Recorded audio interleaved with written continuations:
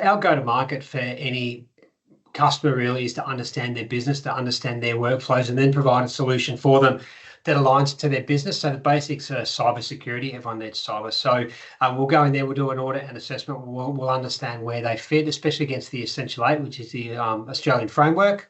And we'll then align with them to try and put a platform into their business that meets their requirements, gives them some kind of cybersecurity framework platform aligned to the Essential 8, and then really understand their business to go deeper, to work out where we can find efficiencies in terms of automation, workflows, and their day-to-day operations. So not just keeping the lights on and providing a cybersecurity platform or an engine to sort of run their business from an IT perspective, but to understand their business and really get ingrained in there to work out what extra value that we can offer them. So the main issue that we had, one of the things when you have 130 clients, the biggest thing for us is to understand what customers want, right? So we have to evolve as a company, and to evolve as a company, you need to understand how the market's changing, how your clients are changing, and what they're after.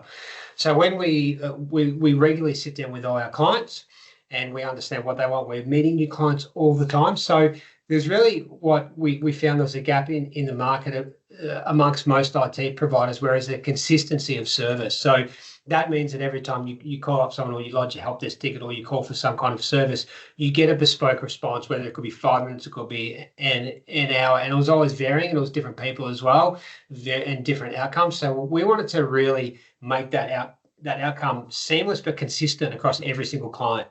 So we realize that it's very hard to do that with humans running that whole process, not because they're doing it wrong, but they do it differently to each other. So, and of course, you can do trading and everything and try and get everyone to one standard, but that's not always bulletproof, and it's not always easy to get everyone sort of drumming to the same beat. So we decided to automate, so putting in an automation platform that took the human element out of that.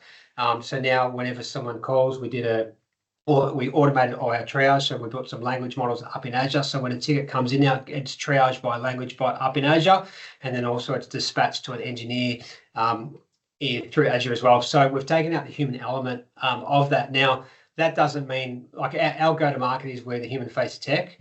So we have automated that with language bots and a lot of AI and automation, but that's freed us up to be the human-faced tech. So now we can spend more time with our clients on more high available services and understanding their businesses better, and really, engaging with our clients more, because we're not worried on the other stuff that will sort of hold, or not holding us back, but now we can do it in a better way possible to free us up to spend time with our customers, but give the client that seamless, consistent experience all the time. When they lodge a ticket, they get the same outcome, they get the same response, they get the same experience. Even when a new client comes on, we can explain that to them. They understand how it works from the get-go. They get the same experience throughout the whole contract term. So that's what we were trying to do when it comes to streamlining the process. So in terms of what our automation does now, if you're an end user, so to make it real clear for you, if you're an end user, you browse to a website, it's called portal.kmtech.com.au. You put in a ticket, as an example, your printer doesn't work, you put that ticket in. What would normally happen, it would go to a human being, they would look at it and go, yep, it's Vicky, she's from this customer, I'm going to triage it to this team leader because that's the team they're in. Now that gets done by a language model, so it goes up to a private, so our own model that we've trained, we pay for that ourselves, it's not public. That sits up in Azure.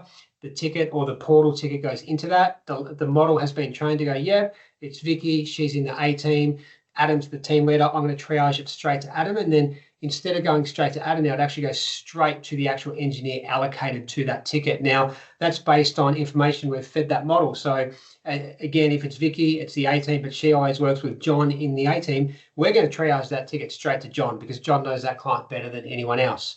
But there's also other mechanisms in there saying that Vicky may be a VIP, so she's going to get the gold standard service, so she'll go to the top of the queue. Or if it's an outage, it'll go to the top of the queue. If it's an onboard for a user starting next week, we'll put it as a P4 and it'll get put in the queue, but it's not urgent, so it might go down and get done tomorrow or the day after. So we've trained the model based on what our customers are expecting from us. To work out the automations that we needed, we had to understand the customer. That's the most important part. So we had to really digest all the service desk tickets that we've had from 130 clients, from about 7,000 users over the past 12 months. So that was over 10,000 tickets we had to feed through a language model. And what happened out of that is it told us where we were actually falling behind. So when you focus on automation, you think it's going to fix everything, but if your backyard's not upset properly or set up properly, it really highlights what you don't have set up properly. And so we had to go forwards to go backwards. So after feeding all that information to a language model, we realized we put in a platform and our response times actually got worse. So in doing that, it was a really good exercise to go, right, now we need to recategorize all our tickets. So then we had to go back to all our customers, have one-on-one workshops to understand what they wanted, how they wanted their tickets to be categorized. Once we got that platform set up, which was again another job in itself, we then had to refeed everything through language models again until we worked out what we call the secret sauce and how our customers wanted to be responded to. So every business is different. So you have to understand your customer and what they want to make sure we get the outcome for them. Once we worked that out, we did the whole language models on how we answer, how we triage, how we dispatch.